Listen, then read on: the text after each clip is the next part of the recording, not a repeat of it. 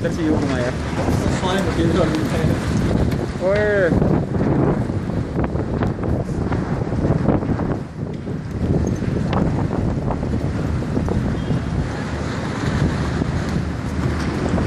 sounds